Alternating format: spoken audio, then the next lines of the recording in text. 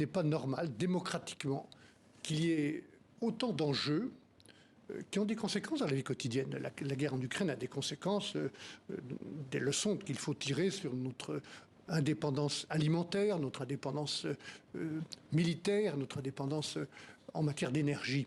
Donc ça a des conséquences dans la vie quotidienne des Français et partout dans le monde. Je ne trouve pas normal qu'il y ait autant de tensions partout autour de nous. La plus grave actuellement, c'est celle de cette guerre en Ukraine, mais le feu couve au Proche-Orient. Il y a la déstabilisation du Caucase, on le voit avec l'Arménie. Actuellement, il y a ce qui se passe en Afrique, on en a parlé.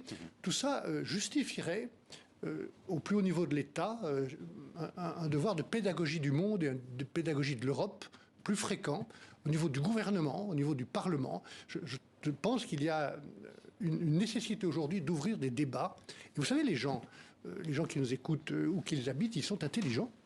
Et même s'ils ont des soucis, ou parce qu'ils ont des soucis dans leur vie quotidienne, ils sont inquiets et intéressés par ce qui se passe autour de nous dans le monde, et dont vous vous rendez compte.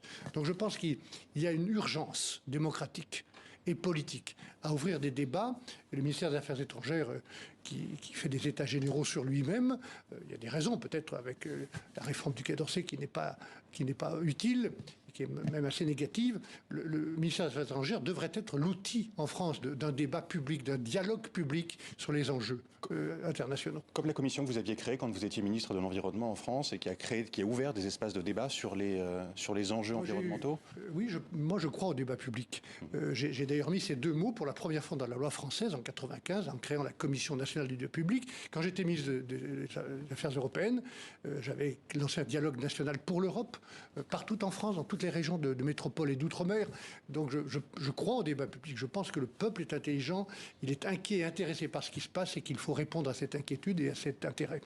On a bien compris qu'il y avait une nécessité pour le gouvernement d'être pédagogique sur les enjeux internationaux. Est-ce que vous trouvez sur la guerre en Ukraine que le président Emmanuel Macron est dans la bonne posture, le bon équilibre, on va dire, entre le soutien aux Ukrainiens et la volonté de parler à tout le monde, y compris Poutine?